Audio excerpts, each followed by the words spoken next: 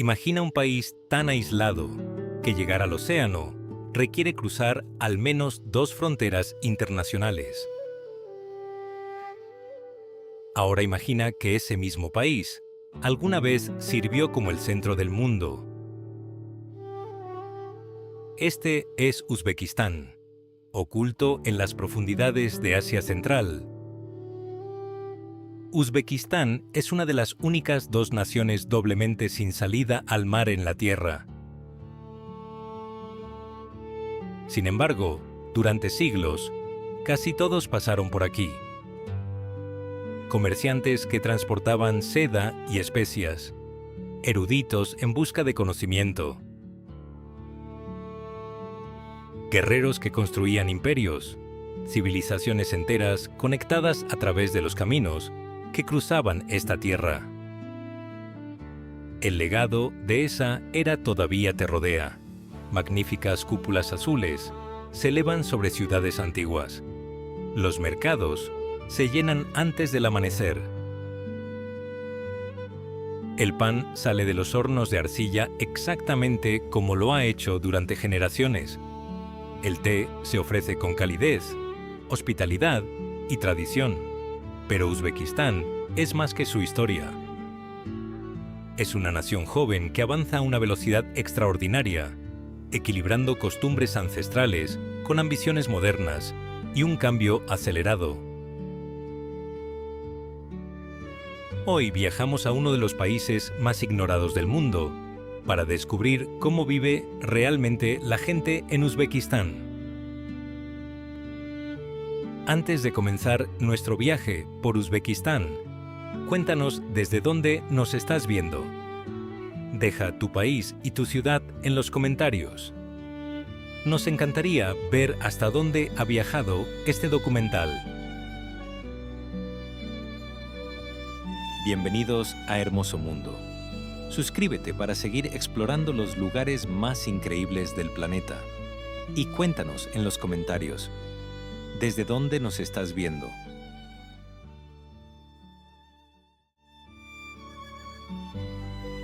Un país sin salida al mar que nunca se ha detenido. Uzbekistán se encuentra en el centro de Asia Central, rodeado por Kazajistán, Kirguistán, Tayikistán, Afganistán y Turkmenistán.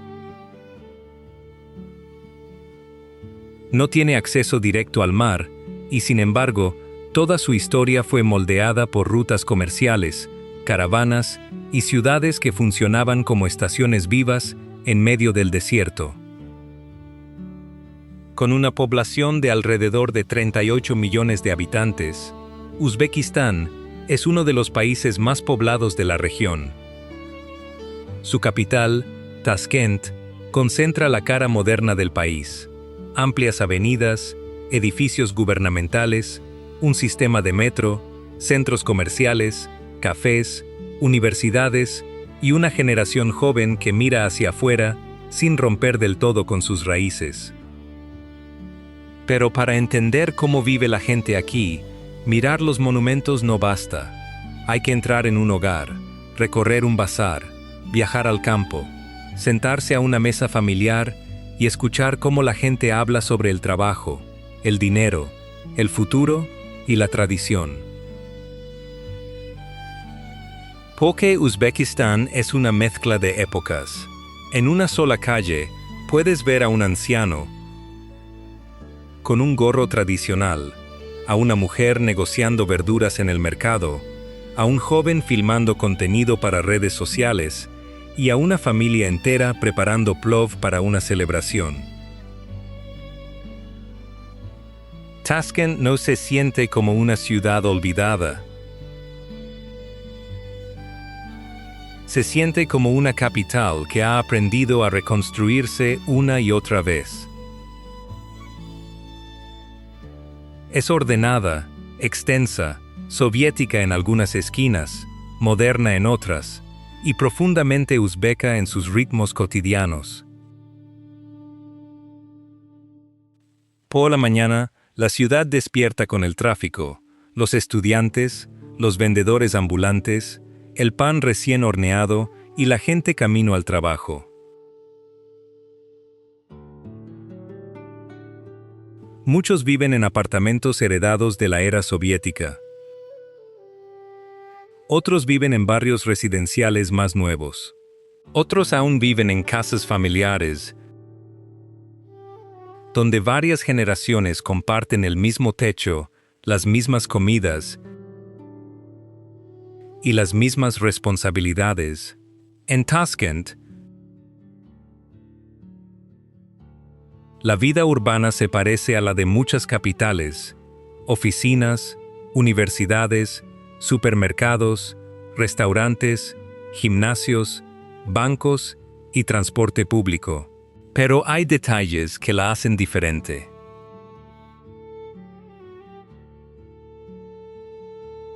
El respeto a los mayores tiene un peso enorme. Las visitas familiares son frecuentes. Las comidas pueden durar horas, y la hospitalidad no es un atractivo turístico, es una norma social. Ofrecer té aquí no es simplemente ofrecer una bebida, es abrir una conversación. Los mercados, donde Uzbekistán habla más fuerte. Si quieres escuchar el verdadero sonido de Uzbekistán, entra en un bazar. Allí, el país se convierte en color, ruido y aroma. Montañas de especias, frutas secas, melones enormes, hogazas redondas de pan recién salidas del horno, sacos de arroz, carne colgada, vendedores llamando a los clientes, mujeres comparando precios, ancianos observando sin prisa. Los mercados aquí no son simplemente lugares para comprar cosas. Son escenarios sociales. La gente pregunta, negocia, conversa, se pone al día con las noticias, se encuentra con conocidos y mantiene vivo un comercio que se remonta siglos atrás. En un bazar uzbeco, la modernidad no ha eliminado el contacto humano. Una compra aún puede ser una conversación. Un precio aún puede ser un duelo amable y amistoso. Y cada producto parece llevar algo de la tierra de donde vino: el sol del valle, el polvo del desierto, el agua escasa, el trabajo paciente. Hay bazares que se han convertido en referencia por derecho propio. El Chorsu en Tashkent, bajo su gran cúpula, es quizás el más famoso. Pero cada región tiene el suyo. Cada ciudad su propio punto de encuentro social y comercial. En Samarcanda, Bujará, Jiva y Ferganá, el bazar sigue siendo el corazón de la vida comunitaria. No importa cuántos supermercados aparezcan, el bazar uzbeco perdura, adaptándose, sobreviviendo y manteniendo su lugar. Samarcanda, Bujará, Jiva. Vivir junto a la historia Uzbekistán no tiene ruinas silenciosas. Samarcanda, la encrucijada del mundo. Hay ciudades que fueron construidas, y hay ciudades que primero fueron soñadas y solo después levantadas a una escala que ningún sueño debería haber permitido. Samarcanda pertenece al segundo grupo. Fundada en el siglo VII a.C. como la antigua Afrasiab, alcanzó su máximo esplendor durante el Imperio Timúrida, entre los siglos XIV y XV. Su nombre podría significar ciudad de piedra o asentamiento rico, y ambas definiciones parecen describirla a la perfección. Una ciudad que durante más de 2500 años ha sido fortaleza, riqueza y punto de encuentro entre civilizaciones. Lo primero que impresiona al visitante no es un monumento en particular, sino la magnitud de la ambición que parece impregnar cada rincón. La Plaza del Registán antiguo corazón de la ciudad, está rodeada por 3 magníficas madrasas: Ulugh Beg, Sherdor y Tilyakari. Cuando la luz de la tarde ilumina sus fachadas cubiertas de mosaicos en tonos de azul, turquesa y oro, el resultado no es simplemente hermoso, es hipnótico. Sus enormes arcos, los intrincados patrones geométricos y la brillante decoración de ladrillos vidriados convierten este lugar en una de las plazas más impresionantes del mundo islámico. Pero Samarcanda es mucho más que el Registán. Aquí se alzan algunos de los monumentos más extraordinarios de Asia Central. La mezquita de Bibi Hanum, el mausoleo de Guremir, el complejo de Shah-i-Sinda y el observatorio de Ulugh Beg. La mezquita fue ordenada por Tamerlán tras su campaña en la India y llegó a contar con cientos de columnas de mármol transportadas con elefantes. Muy cerca, el Gur Emir, con su inconfundible cúpula turquesa, guarda la tumba del propio Tamerlán. En las afueras de la ciudad, el observatorio de Ulugh Beg recuerda que Samarcanda también fue un centro del conocimiento, donde la astronomía alcanzó un nivel extraordinario para su época. Lo que hace única a Samarcanda es la extraordinaria concentración de historia viva que conserva. Alejandro Magno la conquistó cuando ya era la floreciente capital de Sogdiana. Y mucho antes de la llegada del Islam convivieron aquí el zoroastrismo, el budismo, el hinduismo, el judaísmo y el cristianismo nestoriano. Cada imperio dejó su huella sin borrar la anterior. Esa mezcla de influencias persas, helénicas, túrquicas, árabes, mongolas y timúridas sigue presente en sus calles, junto con antiguas tradiciones artesanales, como el bordado, la seda, la cerámica, el grabado en cobre y la talla en madera. En el bazar de Siab, el más grande de la ciudad, aún es posible recorrer puestos llenos de especias, frutos secos, dulces orientales y el famoso pan tradicional samarcandino, conocido como non. Quizá el lugar más evocador de toda Samarcanda sea el complejo funerario de Shah-i-Sinda. Construido entre los siglos XI y XIX para albergar las tumbas de gobernantes y personajes ilustres. Su nombre significa la tumba del rey viviente y hace referencia al santuario donde, según la tradición, descansa Qusam ibn Abbas, primo del profeta Mahoma. Durante los siglos XIV y XV, este lugar se convirtió en una auténtica obra maestra del arte cerámico de Asia Central. Caminar entre sus mausoleos al atardecer,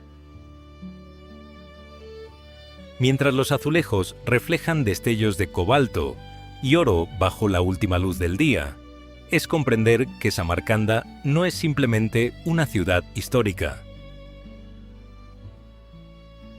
Es una conversación entre los vivos y los muertos que lleva más de 26 siglos sin interrumpirse.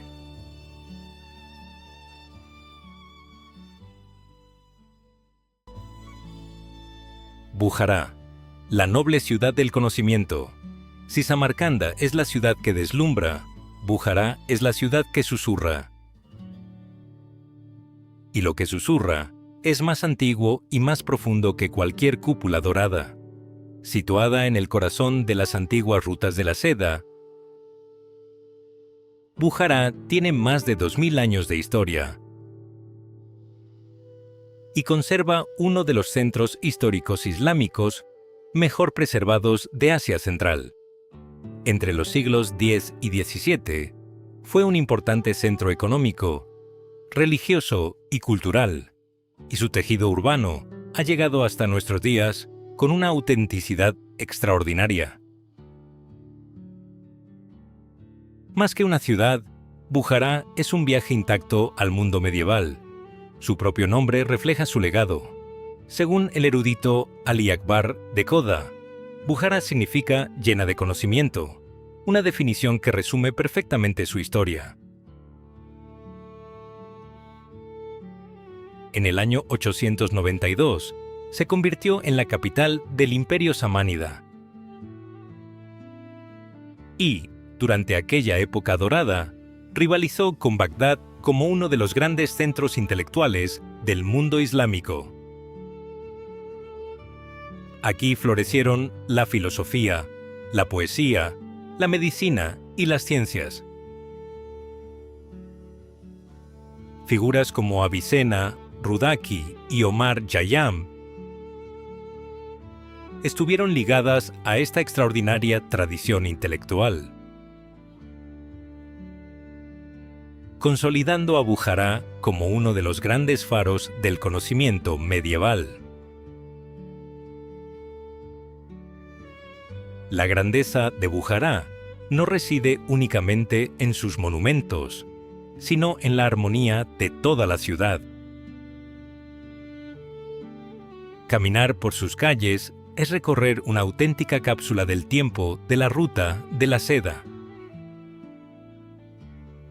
Los antiguos bazares cubiertos, las madrazas, las mezquitas y los talleres artesanales conservan la misma esencia que durante siglos atrajo a comerciantes procedentes de China, Persia, la India y el Mediterráneo. Los monumentos más emblemáticos incluyen el mausoleo de Ismail Samani, una de las joyas de la arquitectura islámica temprana. La imponente fortaleza del Arca y el majestuoso minarete Kalean, construido en 1127, que durante casi 9 siglos ha dominado el horizonte de la ciudad como símbolo de Bujará. Lo que las fotografías rara vez consiguen transmitir es que Bujará sigue siendo una ciudad viva. En el conjunto de Liabi House, construido alrededor de un estanque en el siglo XVI, la vida cotidiana continúa desarrollándose como lo ha hecho durante generaciones.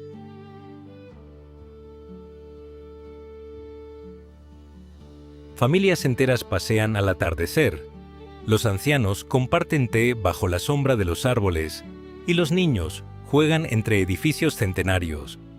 La arquitectura no funciona como un decorado para turistas, sino como el escenario cotidiano de una comunidad que nunca dejó de habitar su propia historia. No es casualidad que durante siglos fuera conocida como Bujará la Noble, un título ganado gracias a la unión del conocimiento, la fe y el comercio.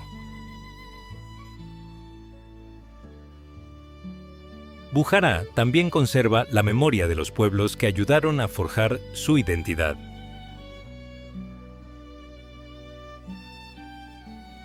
Durante siglos, fue hogar de una importante comunidad de judíos bujarianos,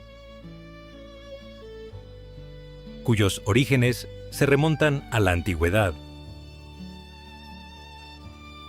Al mismo tiempo, sus mercados abastecieron a las caravanas de la ruta de la seda con sedas, algodón, alfombras, cuero, pieles de caracol, bordados en oro y delicados trabajos en metal.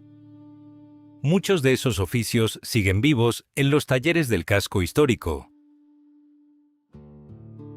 donde artesanos continúan trabajando con las mismas técnicas transmitidas de generación en generación.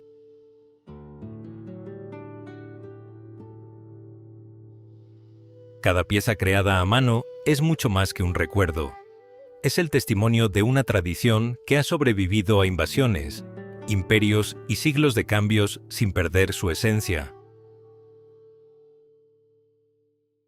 Giva, el museo viviente del desierto. Y luego está Giva, la ciudad que no debería haber sobrevivido y, sin embargo, permanece más intacta que cualquiera de sus hermanas. Habitada desde hace más de 2500 años, floreció como un oasis entre los desiertos de Karakum y Kisilkum, y se convirtió en la capital del Kanato de Giva en el siglo XVII.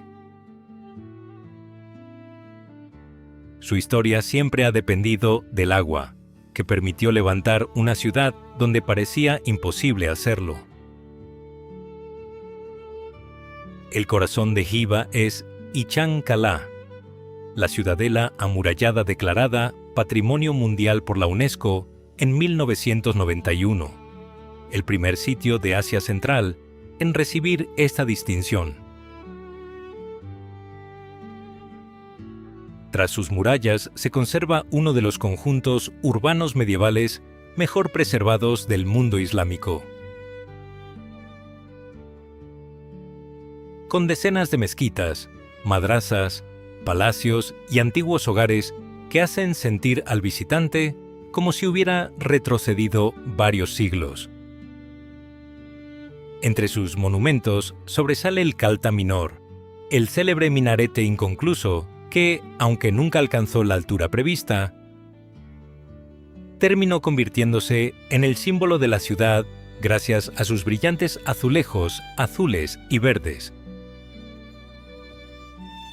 A su alrededor destacan también el Palacio Tash Jauli, la histórica mezquita Juma y el mausoleo de Pahlavan Mahmud. Considerado una de las grandes joyas arquitectónicas de Uzbekistán. Pero Giva no es solo un museo al aire libre. Es una ciudad donde la historia continúa viva. Sus habitantes mantienen antiguos oficios. La danza tradicional Lasky sigue formando parte de la vida cotidiana. Y la cocina local conserva platos como el tukumbarak y el shibit oshi, preparados con recetas transmitidas durante generaciones.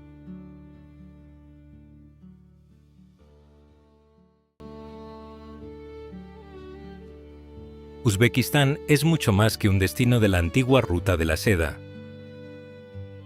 Es un lugar donde la historia no permanece encerrada tras las vitrinas de un museo, sino que forma parte de la vida cotidiana. Sus cúpulas azules, sus bulliciosos bazares, sus tradiciones milenarias y la hospitalidad de su gente nos recuerdan que los mejores viajes no se miden por los lugares que visitamos, sino por las historias que permanecen con nosotros.